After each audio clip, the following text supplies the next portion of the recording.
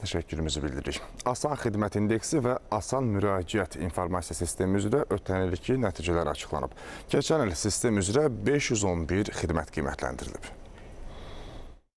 Asan indeks qiymətləndirməsi bizə imkan verir ki, Azərbaycanda dövlət xidmətlərinin biznes prosesini daha da optimallaşdıraq, təkmilləşdirək və nəticədə onun rəqəmsallaşmasını asanlaşdıraq və bu ildə reytinqlər müəyyən olundu, hansı qurumlar daha operativ, daha bürokratiyadan kənar vətəndaşlarımıza xidmət göstərir.